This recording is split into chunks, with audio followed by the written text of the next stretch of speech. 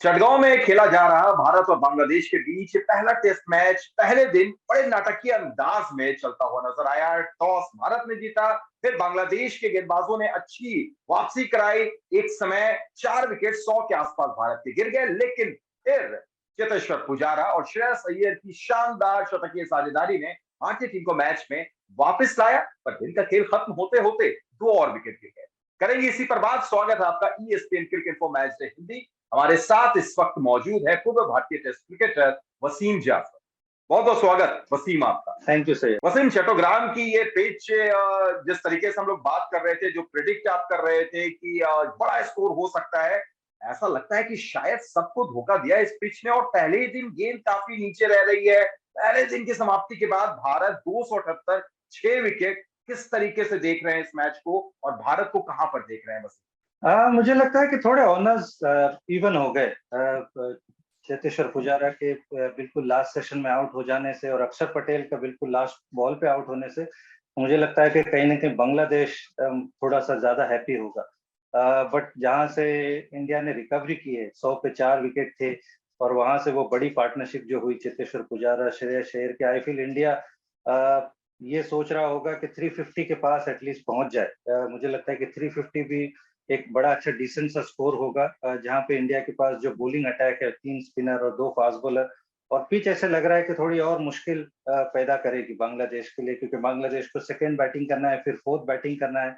तो कहीं ना कहीं 350 अगर इंडिया पहुंच जाता है तो श्रेयस अय्यर है, अश्विन बैटिंग कर सकते हैं, कुलदीप इतने बुरे बल्लेबाज नहीं है, उमेश भी थोड़े से हिट्स लगा सकते हैं।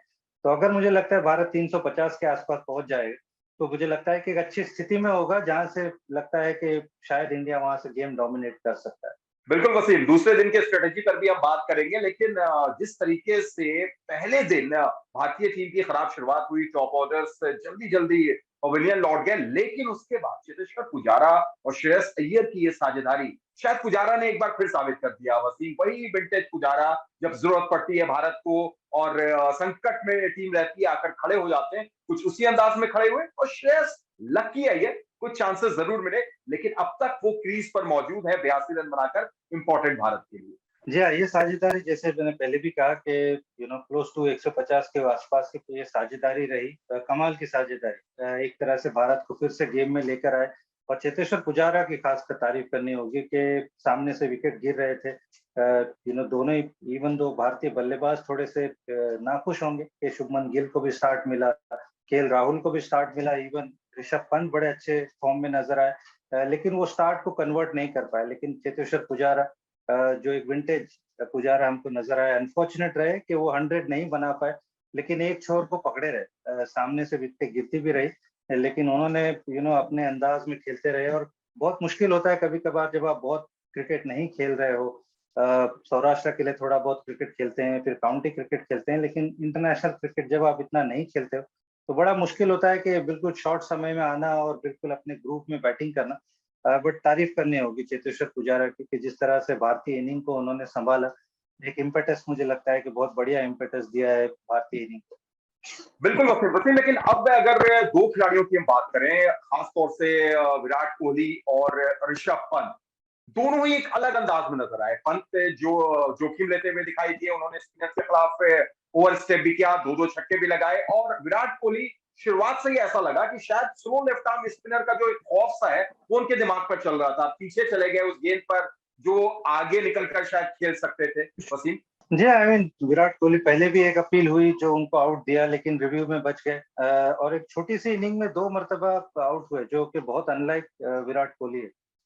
और अगेन इस तरह से थोड़ा सा हमने देखा है उनको आउट होते हुए। इवन आदिल रशीद को भी, अगर आपको याद रहा होगा, कई मरतबा इस तरह से आउट हुए हैं, बोल्ड हुए हैं, एलबीडब्ल्यू हुए हैं, आगे की गेंद को पीछे चले गए। इवन एडम जैम्पा को काफी मरतबा आउट होते हैं इसी तरह।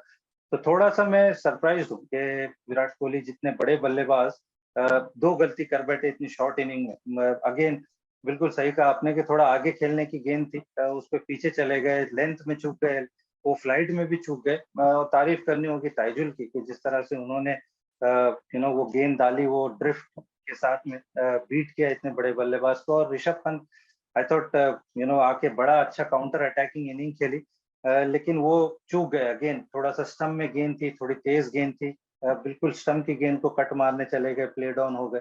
और left arm sorry off spinner उनको जनरली इस तरह से गेंद कराते हैं, हमने देखा है नेथन लायन भी जोर से गेंद कराते हैं तेज, क्योंकि जब वो मारने के लिए आते हैं छक्के, तो आप एक्सपेक्ट नहीं करते कि कोई स्पिनर इतना फ्लाइट करेगा। तो बिल्कुल मेहदी ने भी वही किया, सेम उनको थोड़ा सा फ्लाइट में मुझे लगता है बीट किया।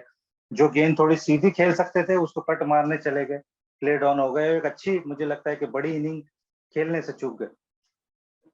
बिल्कुल वसीम, वसीम अगर हम दूसरे दिन की स्ट्रेटेजी की बात करें जिसका जिक्र आप शुरू में कर रहे थे कि अगर 350 तक भारत जाता है तो कहीं ना कहीं अपने आप को एक सेफ टोटल की तरफ देखता हुआ नजर आएगा।